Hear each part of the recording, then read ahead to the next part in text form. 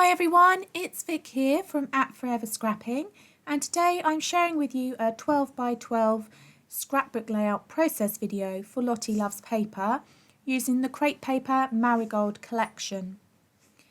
Now, I took this photograph about 8 days ago. We haven't had many photo opportunities due to lockdown, so we managed to go out for a lovely walk in the autumnal sunshine, and I got this photograph of my daughters with our dog Snowy, and I absolutely loved it. I do tend to scrap photos that I like.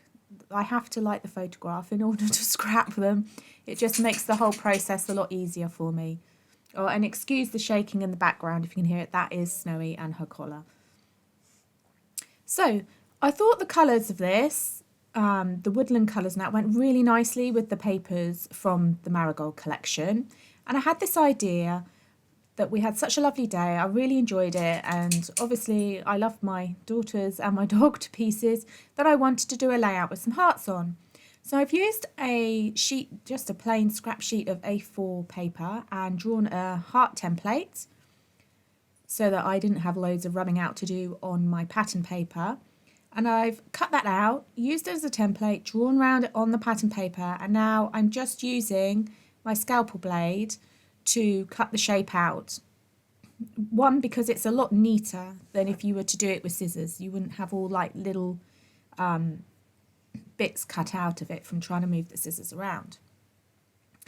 But I did find it a bit tricky to go around the corners of that. You do have to try and keep going in one smooth motion, because it's very hard once you stop with the scalpel blade to then set up in exactly the same place for cutting. I hope that makes sense.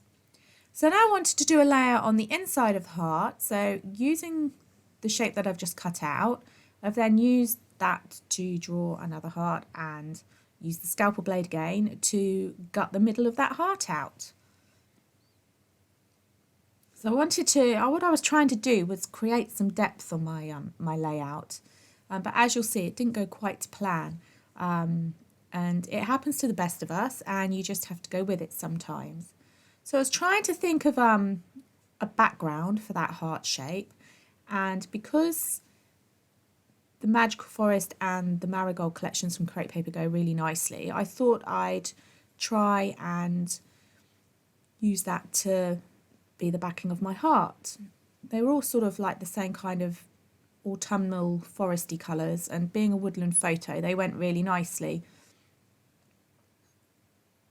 So that was my idea and my thinking behind the layout. But as you'll see in a minute, I wasn't happy with it. Oh, excuse my voice. I've got a frog there. It wasn't working for me. I wanted to use some of the floral sheets of paper in the Marigold collection. Absolutely love fussy cutting, and you'll know that if you've seen some of my other videos. And the idea was to build some of the flowers up around the photograph and around some of my heart. And as you can see, I've cut some out. They're beautiful colours, and it's all the colour papers are working really nicely. But for me, the layout design itself just wasn't working and wasn't flowing. So umming and ahhing about it, trying to make it work for me, but I still wasn't liking what I was seeing. So as you can see here, I've got those hearts that I cut out from the paper earlier.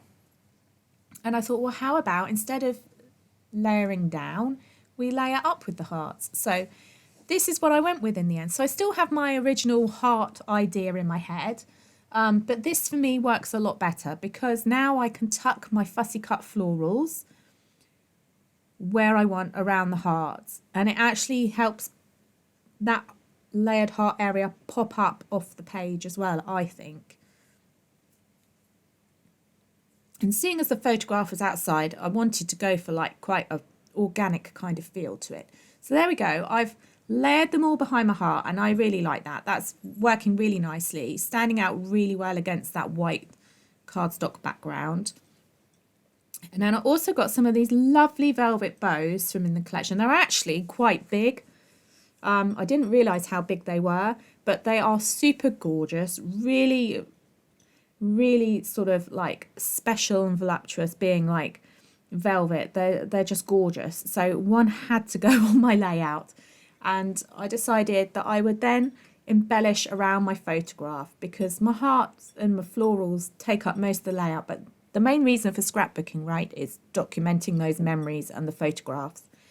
So I wanted to try and bring all the embellishing around that photograph a bit more, just to draw your eye to it a little bit. So that bow worked perfectly. So it really was literally now just a case of the finishing touches on the layout. And I excuse the jingling in the back. I don't know if you're going to be able to hear this when the video gets published, or whether I can somehow mute it out. But now my cat is behind me eating his biscuits, and his bell on his collar is jangling on his food bowl. So I do apologise. Just ignore it if you can hear it. If you can't, then you'll think I've completely lost the plot. So I'm happy with how the page is going. As I said, I've worked out all my embellishing now around my photograph. I've used little cut-offs of paper to help layer up behind the photograph. And instead of continuing with that mustardy, pinky colour scheme, to draw your attention to that photograph, I've layered it with some darker papers from that collection. So like the real nice, almost like petrol-y blue colours and that. I love blues, and I just thought they help that photograph ping off the page even more. I've used my sewing machine before sticking my heart down onto my layout to stitch down the centre line of those two hearts. And instead of sticking them one on top of the other, this has then enabled me, as you can see here, to create like a flap for my journaling.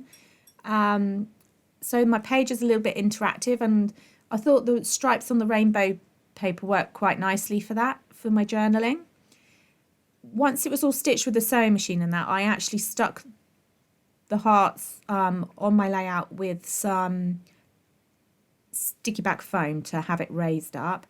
And then I didn't want that flap of the heart to be too loose and get caught. So I've actually just used there a little Velcro sticky tab to help adhere it down when no one's reading the journaling behind.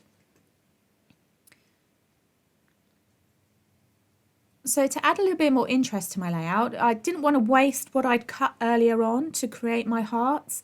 I've used the background floral line drawing paper from that collection as a base for my 12 by 12 cardstock, trimmed it down and then stuck it on to form like a border around the edge. And then I'm just using my pencil and some sticky back double-sided sticky tape and glue to create little paper rolls on opposing corners of my layout. So that's it really. I will leave you to watch the finishing touches. I hope you've enjoyed my process video, and apologies for the collar noises of the dog and the cat in the background, but it wouldn't be home life without that. So thanks so much for watching. If you've enjoyed it, please give it a thumbs up and subscribe. That would be much appreciated. And this collection, the crepe paper Marigold, is in the shop at Lottie Loves Paper now. Links will be down in the bio below.